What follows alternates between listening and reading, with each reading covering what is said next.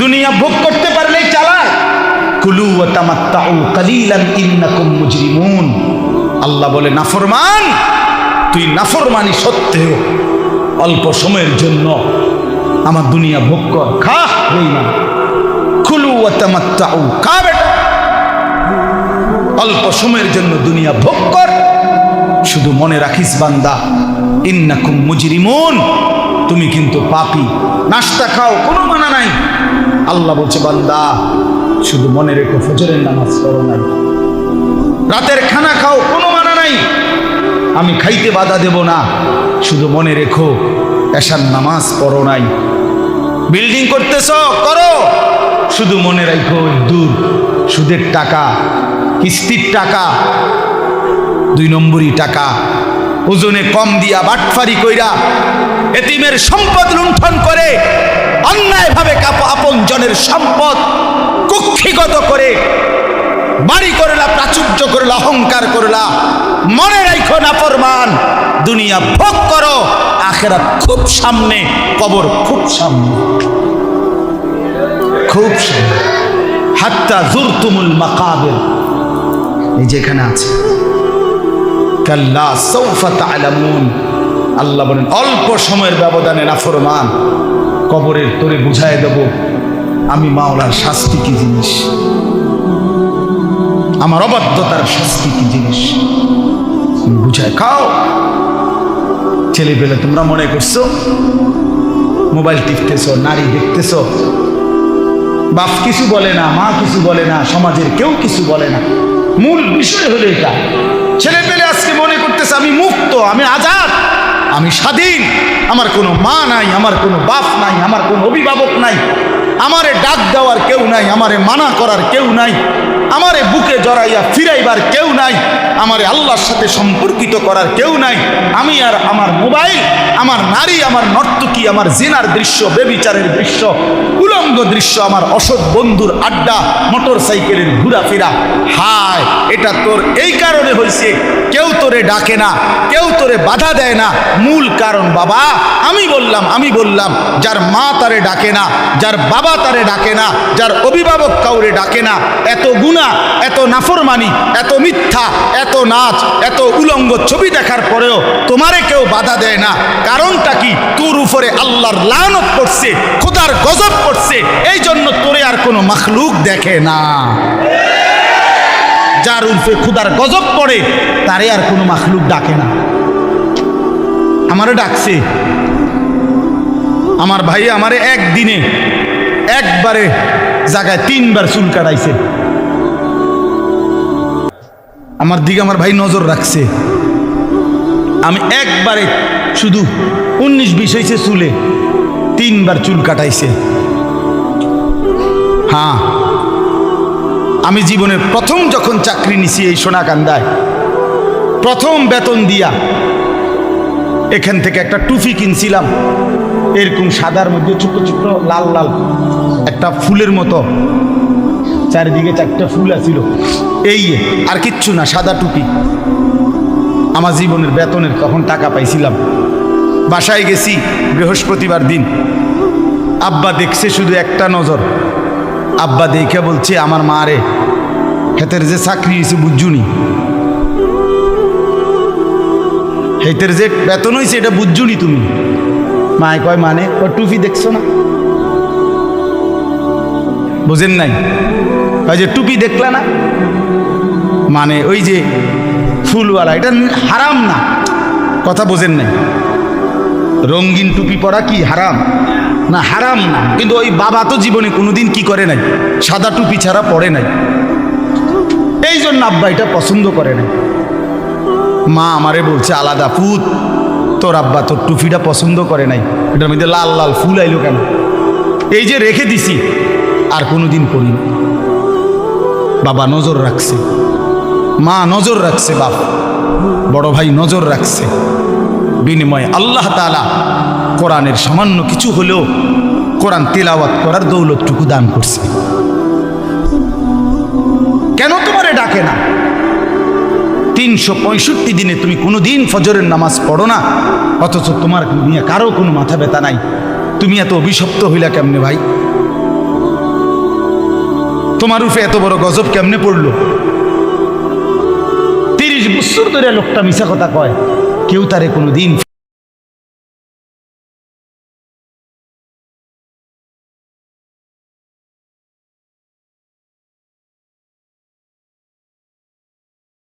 কাউকে ভালোবাসে তো গোটা সৃষ্টি তাকে ভালোবাসে। আল্লাহর নজর থেকে যখন কেউ সরে যায় গোটা মখলুক তাকে ঘৃণা করে, গোটা মখলুক তাকে ঘৃণা করে। এই জন্য আমি অনুরোধ করলাম, প্রিয় ভাই আমার, নিজের কদর করো, নিজের কদর করো, জিন্দেগির কদর করো, জীবনের কদর করো। বলো ইনশাআল্লাহ, ছেলেরা বলো ইনশাআল্লাহ। হালালের উপরে উঠো, আখলাক ঠিক রাখো ভাইয়া, নারীর ফান্দে পইরো না, অশ্লীলতার ফান্দে পইরো না ভাইয়া।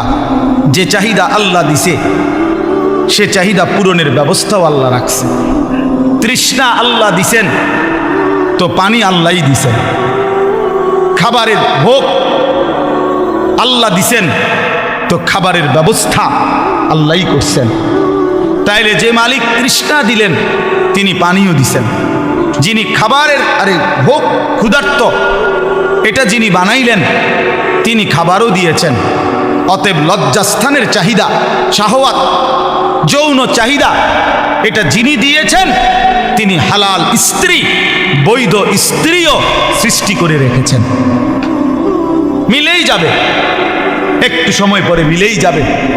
নিজের থেকে কুত্তার মতো না হওয়া, বেবিচারী কুকুরের মতো নারীর পিছনে যে ঘুরে, হারাম নারীর পিছনে, সে তার জিন্দিগি কুকুরের মতো, কুকুরের মতো পিছনে হাঁটে। তার কোনো হায়া নাই, লজ্জা নাই, আত্মমর্যাদা নাই, গায়রত নাই। একটা বেড়ই তৈয়া বেড়ির পিছনে জিন্দিগি শেষ করে দিছে। তুই কিসের বেড়ই বেড়া? তুই প্লাস্টিক বেড়া, তুই কিসের বেড়ই বেড়া? আকামলা কোথাকার, জিন্দিগি পুরাটা বেড়ির কাছে তুলে দিছে। সারাদিন নারী, সারাদিন ছবি, সারাদিন নারী নিয়ে কল্পনা। এটা কি ধরনের জিন্দিগি? এই অপদার্থ তো মরে যাওয়া ভালো। হয়তো মনের আবেগে বলেই ফেলছে যে আজকে আর যুদ্ধ কি করব, আমরা তো এমনি 12,000, ওরা নাকি 4,000, এগুলো তো এমনি উড়ে দেবে। আল্লাহ তাআলা এই সামান্য কথাটাও পছন্দ করেন যে আল্লাহর উপরে ভরসা ছাইরা তো তোমরা নিজেদের সংখ্যার উপরে ভরসা করো। তখন যুদ্ধের ময়দানে ঢুকছে, আরে প্রথমে 4,000 কাফেরদের এমন তীব্র আক্রমণ করছে মুসলমানদের উপরে, একেবারে 12,000 সাহাবী অল্প সময়ের মধ্যে যুদ্ধের ময়দান ছেড়ে দিছে। সবাই যার যার মতো ছত্রভঙ্গ হয়ে গেছে, অর্থাৎ দাঁড়াইতেই পারে, দাঁড়াইতেই পারেন প্রথম আক্রমণ। তখন আল্লাহ নবী সাল্লাল্লাহু আলাইহি সাল্লাম একা যুদ্ধের ময়দানে নিজ জায়গায় দাঁড়িয়েছেন। এক সুতা, এক কদম নবী সাল্লাল্লাহু আলাইহি সাল্লাম পিছান নেই, এবং সাহাবীদের এবং কাফেরদেরকে লক্ষ্য করে দোনো পক্ষকেই দুইটা কথা নবী বলছেন। সাহাবীদের দিকে তাকাইয়া বলছেন, আনান নবিয়্যুল লা কাযিব, আমি নবী আল্লাহর, আমি মিথ্যাবাদী না, আমার উপরে আল্লাহর সাহায্য আসবেই, তোমরা ফিরে আসো। আর কাফেরদের দিকে তাকাইয়া বলছে, আনা ইবনু আব্দুল মুত্তালিব, আমি আব্দুল মুত্তালিবের বংশের ছেলে, আমি কাপুরুষ না, আমার সাথী কেউ যদি না থাকে আমি একা হলেও যুদ্ধ করে যাব, আমি বুকেই দেব, পিঠ দেখাবো না। একা হলেও যুদ্ধ। নবী সাল্লাল্লাহু আলাইহি সাল্লাম একাই টিকেছে।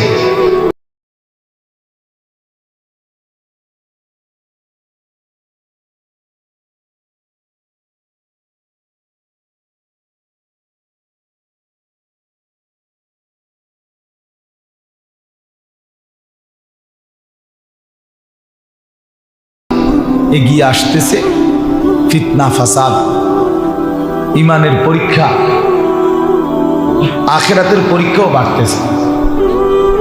রাসূলুল্লাহ সাল্লাল্লাহু আলাইহি ওয়াসাল্লাম বলছেন, উম্মত, একটা সময় তোমাদের উপরে এই পরিমাণ ফিতনা আসবে, ও আয়াতিন তাতাবাউ কানিজামিন কুতিআ সিলকুহু, অবস্থা এমন হবে যে একটার পর একটা এত দ্রুত ফিতনা আসবে, মুসিবত আসবে, পেরেশানি, নিজের ঈমান আমল টিকিয়ে রাখা এতটা কঠিন হবে, ফিতনা এত ধারাবাহিক আসবে যে নবীজি সাল্লাল্লাহু আলাইহি সাল্লাম বুঝাইছেন, মনে করেন এই যে তসবির দানা, 100টা দানা এইখানে যদি ছুরি দিয়ে এখন কাইটা দেয়, 100 দানা মাটিতে পড়তে কতক্ষণ লাগবে?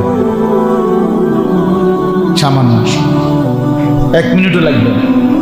অনবরত একটার উপর একটা দানাগুলো পড়বে কিনা, এইটা নবীজি বুঝাইছেন।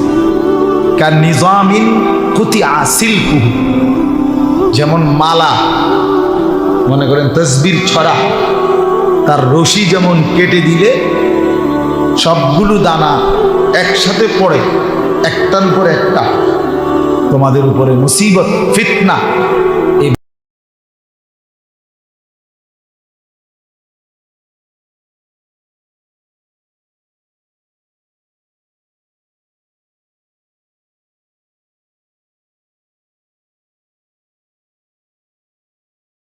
উঁচু জায়গায় উঠে, এটা টিলার মতো একটু উঁচু জায়গায় উঠে মদিনার সব ঘরবাড়ির দিকে তাকাইছেন।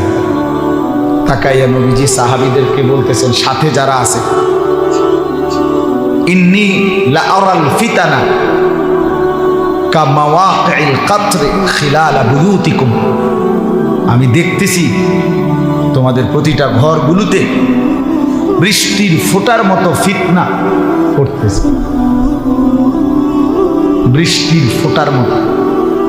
প্রিয় ভাই, ভেবে দেখেন বৃষ্টির ফোঁটা কেমন, এক ফোঁটা পড়ার 1 মিনিট পরে আরেক ফোঁটা পরে, ঠিক না? বুঝেননি বৃষ্টির ফোঁটা কেমনে পড়ে? অনবরত কিনা? অনবরত, ধারাবাহিক, অনবরত। এইভাবে নবীজি বলছেন ফিতনা অনবরত আসবে বৃষ্টির ফোঁটার মতো। রাসূলুল্লাহ সাল্লাল্লাহু আলাইহি সাল্লাম হাদিসে স্পষ্ট, আমি নিজে পড়ছি, নবী সাল্লাল্লাহু আলাইহি সাল্লাম বলছেন, দাজ্জাল যখন বের হবে তো বিভিন্নখানে মানুষের মধ্যে ব্যাপক কানাঘুষা চলবে, তো কিছু কিছু ভুয়া খবর আসবে যে অমুকখানে দাজ্জালকে দেখা গেছে, অমুকখানে। রাসূলুল্লাহ সাল্লাল্লাহু আলাইহি সাল্লাম বলছেন, উম্মত, সাবধান করলাম, এমন কোন সংবাদ শুই না দাজ্জালকে একটু দেখার জন্য বলে আমি দেখতে গেলাম। রাসূলুল্লাহ সাল্লাল্লাহু আলাইহি সাল্লাম বলছে, সাবধান, দেখবার জন্য উকি দিয়া, এক নজর দেখার জন্য তুমি যাইও না, গেলে তুমিও ফিতনা।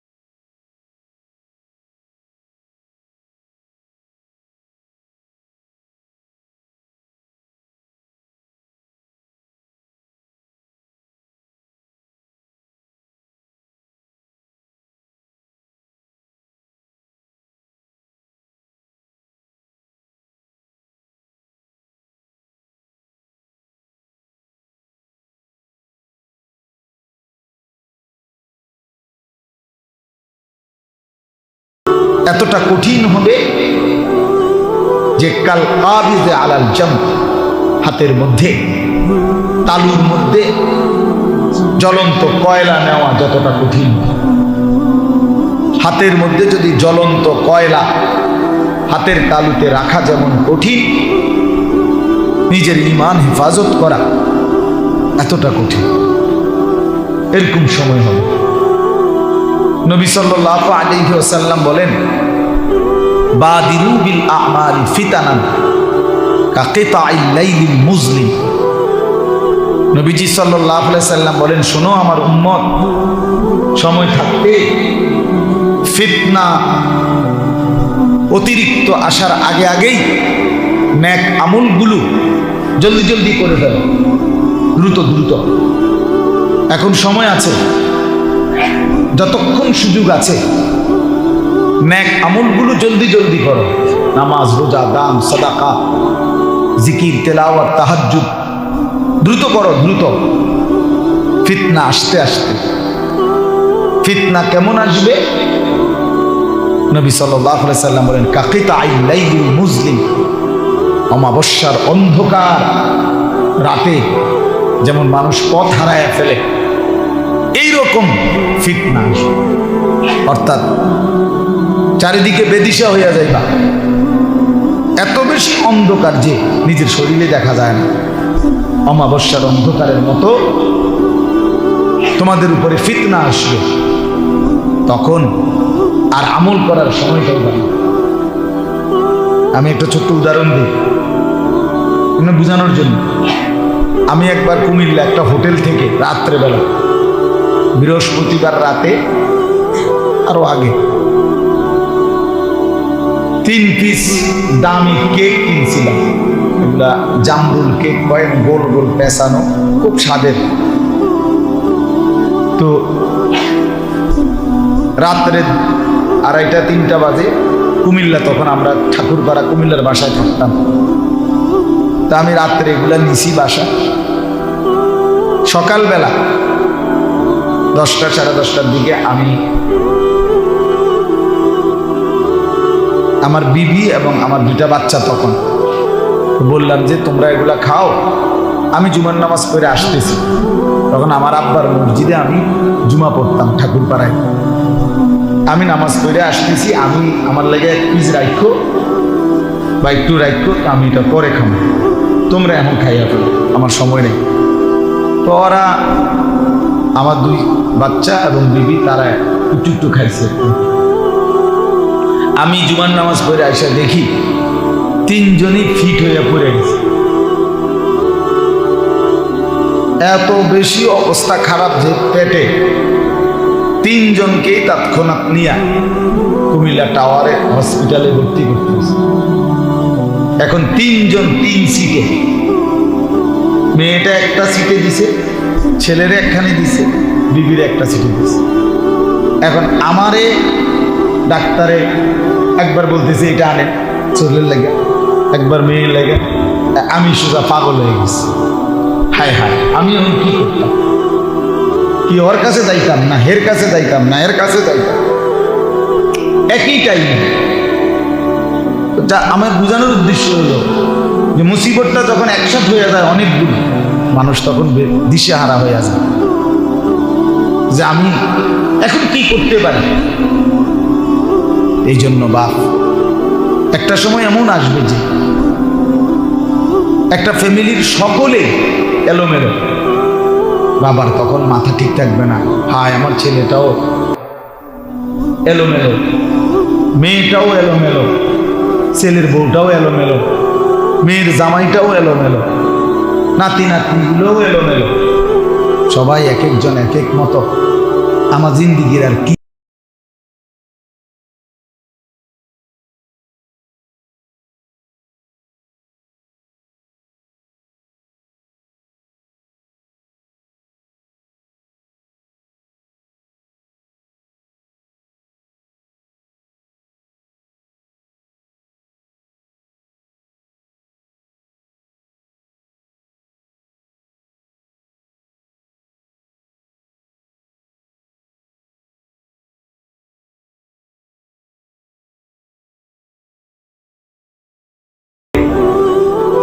এই যে মানুষটা অভিভাবক, রোজগার করে, উপার্জন করে, এই বেচারার কোনো নিয়ন্ত্রণ নেই।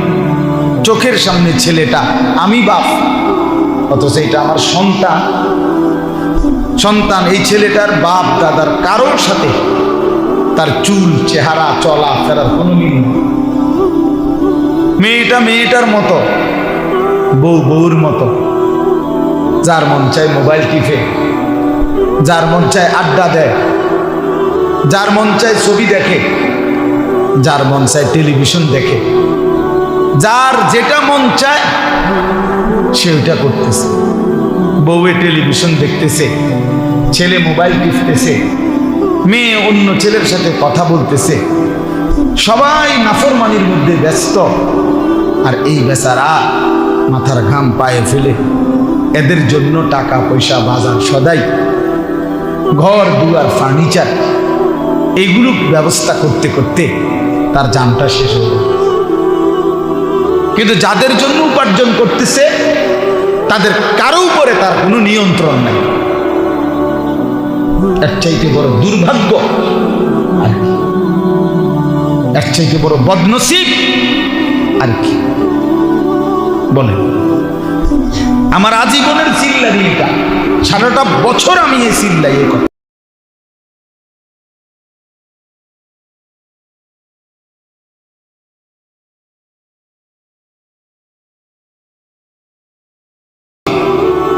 পুরাটা জীবন কষ্ট করে মাথার ঘাম পায়ে ফেলে এই টাকাগুলো রোজগার করতেছেন, এত কষ্ট করে এই ঘর সংসার সাজাইলেন, অথচ এই নাফরমান সন্তান খোদার 365 দিনে কোনোদিন এমন সুন্দর তরতাজা ছেলে 16 বছর 14 বছর কোনোদিন ফজরের নামাজ পড়ে না।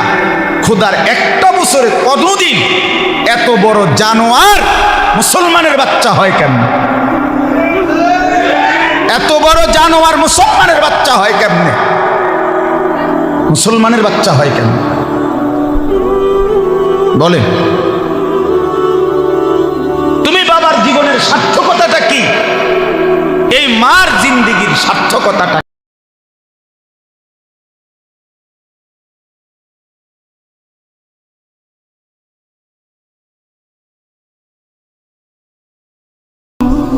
খাট বানাইলেন 40,000 টাকা দিয়া, আর সেই খাটের মধ্যে শুইয়া সারা রাত ছেলে উলঙ্গ ছবি। সোফা বানাইলেন 70,000 টাকা খরচ কইরা, সেই সোফার বৈশা বউ বাচ্চা নাতি নাতনি সারাক্ষণ রঙিন টেলিভিশনে নাচ গান নাটক সিনেমা নর্তকীর ছবি দেখে। এই ছিল মুসলমানের জীবন? এটাই আপনার জীবনের সফলতা? এটাই জীবনের চাওয়া পাওয়া ছিল? এই জন্য প্রিয় ভাই তোমাদেরকেও বলি, ভাই একই কথা ভাইয়া, এই ছেলে বাপ, বারান্দার ছেলেরা কথা বললে বাপ বাইর হয়ে যাও। তোমার মতো 2-4 জন অপদার্থ বাইর হয়ে গেলে তেমন সমস্যা হবে না, বাইর হয়ে যাও ভাই। কথা যদি বাকি থাকে কারো, তুমি বাহিরে দিয়া বলো। এতটুকু দিমাগ যদি না হয় বেটা, মসজিদ এটা শিখবা কোন দিন দোস্ত? খামখেয়ালি ছুটবে কোন দিন? আয়াহসাবুল ইনসানু আন ইউতরাকা সুদান। আল্লাহ তাআলা বলছে, মানুষ কি ভেবেছো তোমরা আমি তোমাদেরকে এমনি এমনি ছেড়ে দেব? আফাহাসিবতুম আন্নামা খালাকনাকুম আবাথান। আল্লাহ তাআলা বলে, বান্দা তুমি কি এই মনে করেছো যে আমি তোমাদেরকে অনর্থক বানিয়েছি? হাল আতা আলাল ইনসানি হিনুম মিনাদ দাহর লাম ইয়াকুন শাইআম মাযকুরা। আল্লাহ তাআলা বলে, বান্দা তুমি জানো না কত যুগ যুগ ধরে আমি আল্লাহ তোমাকে সৃষ্টি করেছি। তুমি 9 মাসে হও নাই, তুমি 9 বছরে তৈরি হও নাই। তুমি জানো না বান্দা, মাটির অস্তিত্ব থেকে আমি তোমাকে বানাইছি। প্রথম তোমার অস্তিত্বের প্রথম বিন্দু মাটি। ওয়ালাকাদ খালাকনাল ইনসানা মিন সুলালাতিন মিন তিন। আল্লাহ তাআলা বলেন, মাটির সারাংশ থেকে আমি আল্লাহ মানুষকে বানিয়েছি। সেই মাটিটা যেটার থেকে তোমারে বানাইছি, সেটা আমি কত হাজার বছর ধরে এই পৃথিবীতে রাখছি। পৃথিবীর কেউ জানতো না, শুধু আমি আল্লাহ জানি। কথা বুঝেন নাই? শুধু আল্লাহ জানে, আল্লাহ জানে, শুধু আল্লাহ জানে। মাটি থেকে খাবার উৎপাদন করেছি, সেই খাবারের কণিকার মধ্যে তুমি ছিলা, তোমার অস্তিত্ব ছিল। সেখান থেকে নির্দিষ্ট পরিমাণ খাবার তোমার বাবা ভক্ষণ করছে, সেই বাবার খাবার থেকে আমি আল্লাহ বীর্যের ফোঁটা তৈরি করেছি, তুমি তার মধ্যে ছিলা। সেখান থেকে একটা নির্দিষ্ট সময়ে তোমারই বাবা মায়ের মিলনে উভয়ের বীর্য একত্র করে মিন নুতফাতিন আমশাজ একত্রিত করে মায়ের জরায়ুতে আমি আল্লাহ স্থাপন করেছি। সেখান থেকে আরো 9 মাস ধারাবাহিকভাবে মায়ের রেহেমে, মায়ের জরায়ুতে আমি আল্লাহ তোমাকে তৈরি করেছি। জমাট রক্ত, গোশতের টুকরা, হাড্ডির কঙ্কাল, নাক কান চোখ দিয়ে গোশত মিলাইয়া একদিন রূহ ফুঁকে দিয়ে মায়ের পেট থেকে বের করে এই পৃথিবীর আলো দেখতে দিস। তুমি জানো না বান্দা, তোমারে বানাইতে আমার বহুদিন লাগছে। আমি সেই মালিক যে মালিক কোন বললে হয়ে যেত। আল্লাহ তো কোন বললেই হয়ে যায়, হও বললেই তো হয়ে যায়, ঠিক কিনা বলে? তাহলে আমারে আপনারে আল্লাহ তাআলা 9 মাস লাগাইলো কেন? 9 বছর লাগাইলো কেন? এত লম্বা সময় আমরা জানি না মাটি হিসাবে কতদিন ছিলাম, আমরা জানি না খাবার হিসাবে কতদিন ছিলাম, আমরা জানি না বাবার বীর্য হিসাবে কতদিন ছিলাম, আমরা জানি না মায়ের জরায়ুতে কোন দিন স্থাপন হলাম, আমরা জানি না 9 মাসে কোন দিন নাক লাগাইছে, কোন দিন। কেউ বলতে পারে? বলো ছেলেরা।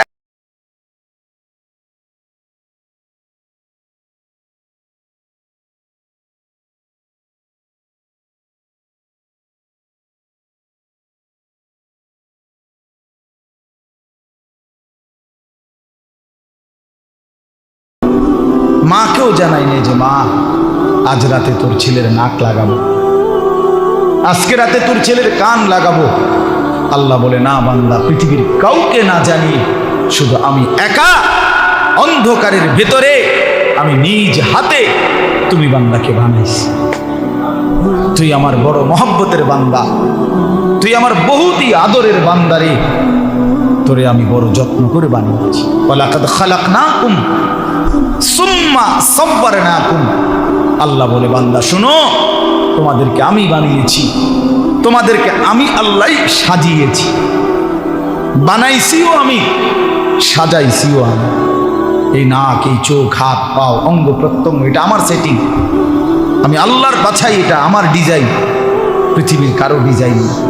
কি বলেন? আল্লাহর ডিজাইন কিনা এটা? আমাদেরকে এইভাবে সাজিয়েছেন কে? আল্লাহ তাআলা বলে ঠিক এভাবে আবার আজকে যেমন সাজিয়েছি, হাসরের ময়দানে হুবহু হুবহু ওই চোখ, ওই নাক, ওই কান, ওই চুল, ওই চামড়া তোমারটাই আবার প্রয়োজনে 1,00,000 কোটি বছর হোক কবর থেকে আবার হুবহু সেটাই আমি আবার ফেরত দাঁড় করাবো। বালা কাদিরিনা আলা আন নুসাব্বিয়া বানানা। বানানা, এটা তো আশ্চর্য তরজমা। আল্লাহ বলছে বান্দা শোনো, হাসরের ময়দানে তোমার শরীর আমি শুধু হুবহু আগেরটা ফেরত আনবো এটা না, বরং আলা আন নুসাব্বিয়া বানানা।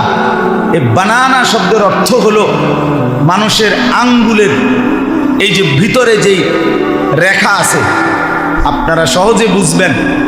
মানুষ যে ফিঙ্গার দেয়, ফিঙ্গার মানে মেশিনের মধ্যে আপনি হাত আঙ্গুল রাখে না, ওই যে পাসপোর্টের সময়, ভিসার সময়, হ্যাঁ এয়ারপোর্টে কি করতে হয়, এরকম মেশিনের মধ্যে ফিঙ্গার দেয়।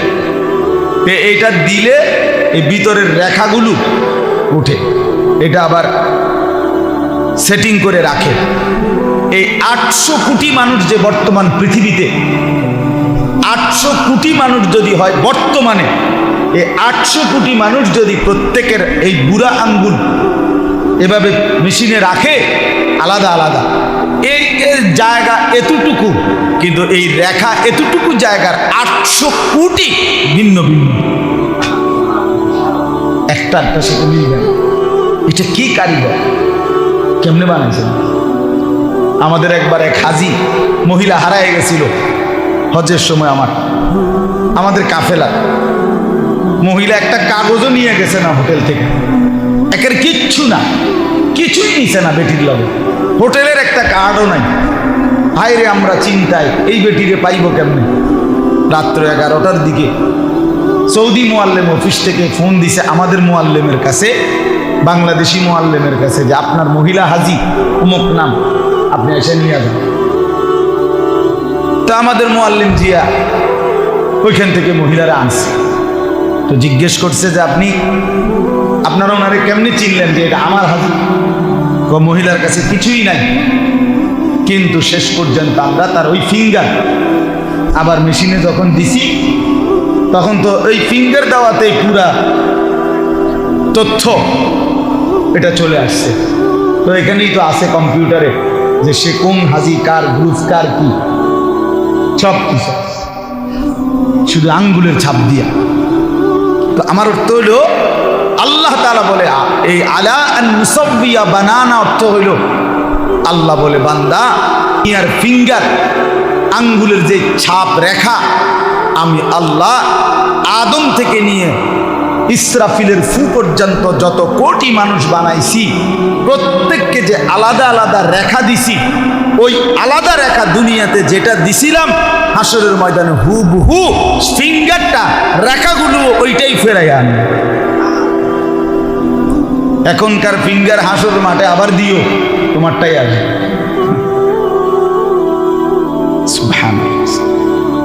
এজন্য বাপ আমার, বন্ধু আমার বলার উদ্দেশ্য ছিল এই কথাটাই বলা, নিজের জীবনের কদর করা, নিজের ভুলে না যাওয়া। ছেলেরা তোমরা ভাইবা দেখো বাপ, নিজেদের চেহারা, নিজেদের সুরত, নিজেদের চলন ভলন, সারা দিনের নিজেদের ব্যস্ততা, আল্লাহরে সাক্ষী রেখা, প্রিয় বন্ধু আমার, তুমি আমার সন্তান, তুমি আমার ভাই। কেউ হয়তো আমার ছেলের বয়সী, কেউ আমার ভাইয়ের বয়সী। তোমাদেরকে অনুরোধ করছি বাবা, একটা বার নিজের সাথে নিজে বোঝাপড়া কইল যে এরই নাম মুসলমান।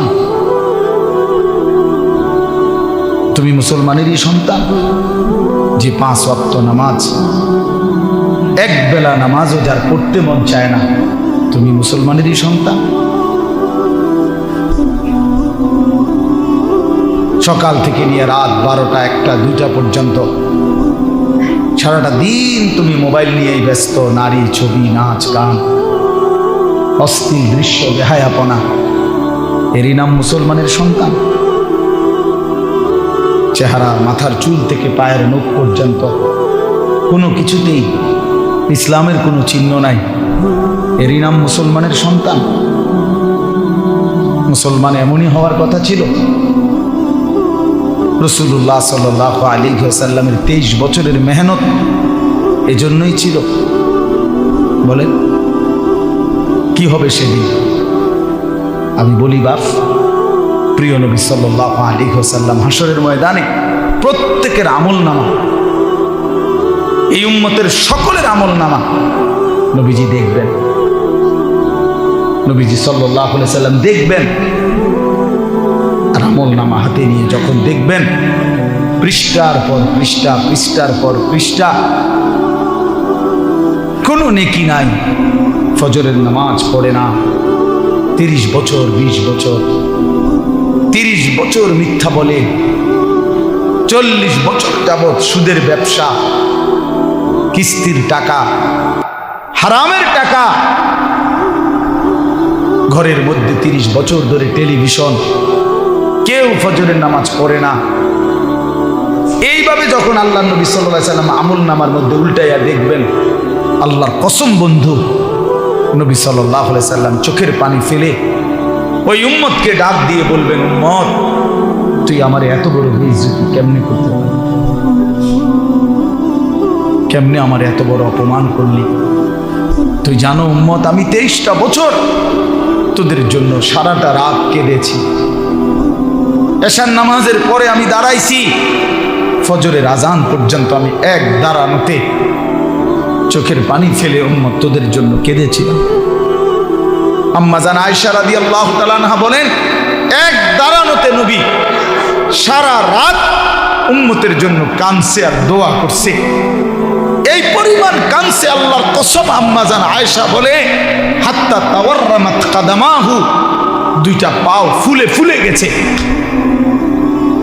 নবী সাল্লাল্লাহু আলাইহি সাল্লাম বলবেন, উম্মত, আমি 23 বছর এভাবে কাঁদছিলাম রে। তায়েফের পাথরের আঘাতে আমার পিঠটা চালনির মতো ছিদ্র ছিদ্র হয়ে গেছে, এ পরিমাণ রক্ত ঝরছে।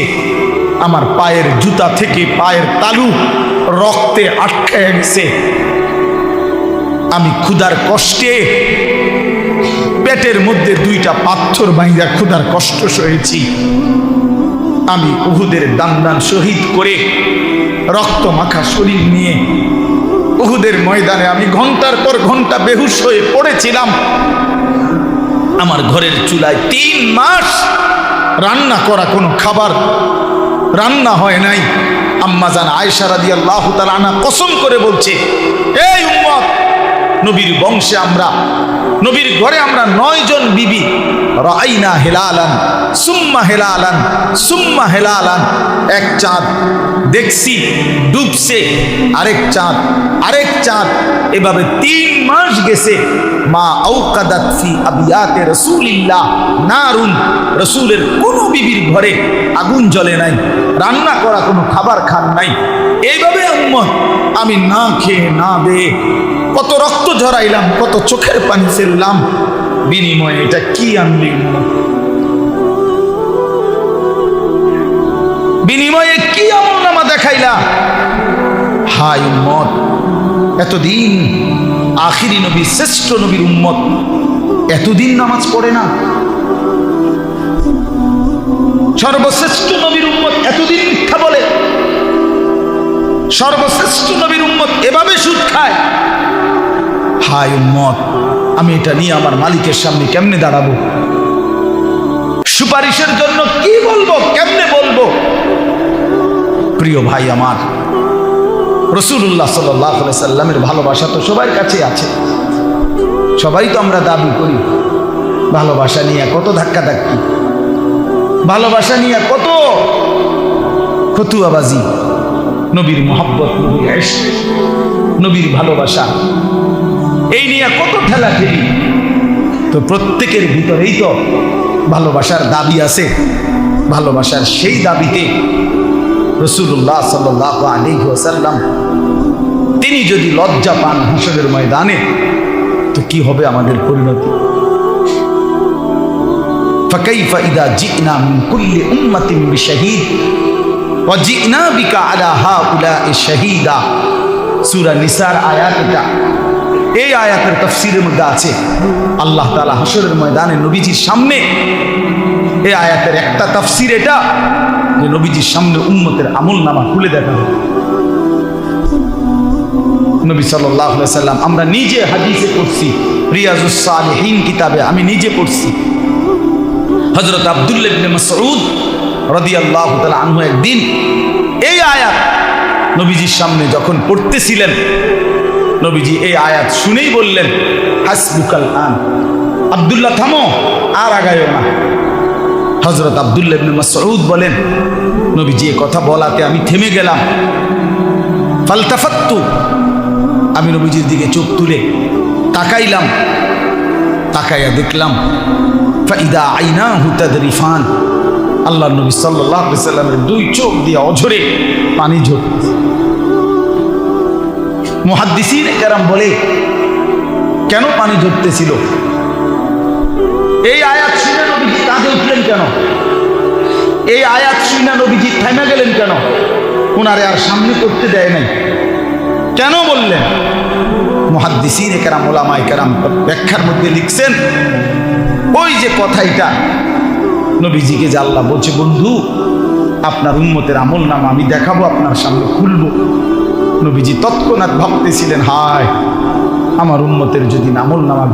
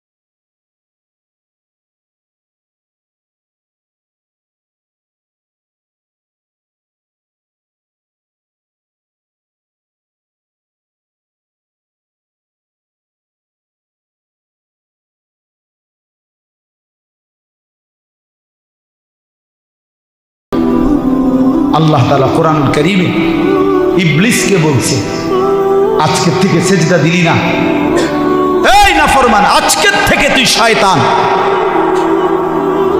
বলো মৌলানা, তুমি বলো, কথা কি এটা না? ইবলিস কি এর আগে শয়তান বলতে পারে? ইবলিসের আগের তো ছিল, নাম ছিল মুআল্লিমুল মালাইকা। ইবলিস তো ফেরেশতাদের শিক্ষক ছিল। যেদিন সেজদা দেয় না, একটা সেজদা, আল্লাহ বলেন বেঈমান, সেজদা দিলি না, আজকের থেকে তুই শয়তান। শুধু শয়তান, আল্লাহ বললেন সেজদা দিলি না, ফাখরুজ ফাইন্নাকা রাজিম, বের হ বেঈমান, আজকের থেকে তুই অভিশপ্ত। বেনামাজি ছেলেরা মনে রাখো, তুমি অভিশপ্ত, অভিশপ্ত, রাজিম, তুমি শয়তান। আল্লাহ কোরআনে বলছে, ওয়া ইন্না আলাইকাল লানাতা ইলা ইয়াউমিদ্দিন। ইবলিস, তুই সেজদা দিলি না, মনে রাখিস আজকের থেকে নিয়ে কিয়ামত দিবস পর্যন্ত তোর উপরে আমি আল্লাহর লানত, লানত, লানত, অভিশাপ তোর উপরে, অভিশাপ। যেন বেনামাজি মনে রাখিস তোর উপরে আল্লাহর লানত। আমি বললাম তোর উপরে আল্লাহর লানত, তোর উপরে খোদার গজব। মনে রাখো, চালাক মনে, হ্যাঁ, বাদ কতগুণ খানার নাম চালাকি, ভাত খাইতে পারলেই চালাক, দুনিয়া ভোগ করতে পারলেই চালাক। কুলু ওয়া তামাত্তাউ কালিলান ইন্নাকুম মুজরিমুন। আল্লাহ বলে নাফরমান, তুই নাফরমানি সত্ত্বেও অল্প সময়ের জন্য আমার দুনিয়া ভোগ কর, খা বেঈমান। কুলু ওয়া তামাত্তাউ, খা বেটা, অল্প সময়ের জন্য দুনিয়া ভোগ কর। শুধু মনে রাখিস বান্দা, ইন্নাকুম মুজরিমুন, তুমি কিন্তু পাপী। নাস্তা খাও, কোনো মানা নাই। আল্লাহ বলছে বান্দা শুধু মনে রেখো, ফজরের নামাজ পড়ো নাই। রাতের খানা খাও, কোনো মানা নাই, আমি খাইতে বাধা দেব না, শুধু মনে রেখো এশার নামাজ পড়ো নাই। বিল্ডিং করতেছ, করো, শুধু মনে রাখো দূর সুদের টাকা, কিস্তির টাকা, 2 নম্বরই টাকা, ওজনে কম দিয়া বাটফারি কইরা এতিমের সম্পদ লুণ্ঠন করে, অন্যায়ভাবে আপন জনের সম্পদ কুক্ষিগত করে বাড়ি করলা, প্রাচুর্য করলা, অহংকার করলা। মনে রাখো নাফরমান, দুনিয়া ভোগ করো, আখিরাত খুব সামনে, কবর খুব সামনে, খুব সামনে। হাত্তা যুরতুমুল মাকাবির, এই যেখানে আছে, কাল্লা সাউফা তা'লামুন। আল্লাহ বলেন অল্প সময়ের ব্যবধানে নাফরমান, কবরের তোরে বুঝাই দেব আমি মাওলার শাস্তি কি জিনিস, আমার অবাধ্যতার শাস্তি কি জিনিস, বুঝায় খাও। ছেলে পেলে তোমরা মনে করছো মোবাইল টিপতেছ, নারী দেখতেছ, বাপ কিছু বলে না, মা কিছু বলে না, সমাজের কেউ কিছু বলে না। মূল বিষয় হলো এটা, ছেলে পেলে আজকে মনে করতেছে আমি মুক্ত, আমি আজাদ, আমি স্বাধীন, আমার কোনো মা নাই, আমার কোনো বাপ নাই, আমার কোনো অভিভাবক নাই, আমারে ডাক দেওয়ার কেউ নাই, আমারে মানা করার কেউ নাই, আমারে বুকে জড়াইয়া ফিরাইবার কেউ নাই, আমারে আল্লাহর সাথে সম্পর্কিত করার কেউ নাই। আমি আর আমার মোবাইল, আমার নারী, আমার নর্তকী, আমার জিনার দৃশ্য, বেবিচারের দৃশ্য, উলঙ্গ দৃশ্য, আমার অসৎ বন্ধুর আড্ডা, মোটর সাইকেলের ঘোরাফেরা। হায়, এটা তোর এই কারণে হয়েছে, কেউ তোরে ডাকে না, কেউ তোরে বাধা দেয় না। মূল কারণ বাবা, আমি বললাম যার মা তারে ডাকে না, যার বাবা তারে ডাকে না, যার অভিভাবক কাউরে ডাকে না, এত গুনাহ, এত নাফরমানি, এত মিথ্যা, এত নাচ, এত উলঙ্গ ছবি দেখার পরেও তোমারে কেউ বাধা দেয় না। কারণটা কি? তোর উপরে আল্লাহর লানত পড়ছে, খোদার গজব পড়ছে, এই জন্য তোরে আর কোনো মাখলুক দেখে না। যার উপরে খোদার গজব পড়ে তারে আর কোনো মাখলুক ডাকে না। আমারে ডাকছে, আমার ভাই আমারে একদিনে একবারে জায়গায় 3 বার চুল কাটাইছে। আমার দিকে আমার ভাই নজর রাখছে, আমি একবারে শুধু 19-20 হয়েছে চুলে, 3 বার চুল কাটাইছে। হ্যাঁ, আমি জীবনের প্রথম যখন চাকরি নিছি এই সোনাকান্দায়, প্রথম বেতন দিয়া এখান থেকে একটা টুপি কিনছিলাম, এরকম সাদার মধ্যে ছোট ছোট লাল লাল একটা ফুলের মতো, চারিদিকে 4টা ফুল আছিল, এই আর কিচ্ছু না, সাদা টুপি। আমার জীবনের বেতনের কখন টাকা পাইছিলাম। বাসায় গেছি বৃহস্পতিবার দিন, আব্বা দেখছে শুধু একটা নজর। আব্বা দেখে বলছে আমার মা রে, হেতের যে চাকরি হয়েছে বুঝুনি, হেতের যে বেতন হয়েছে এটা বুঝু।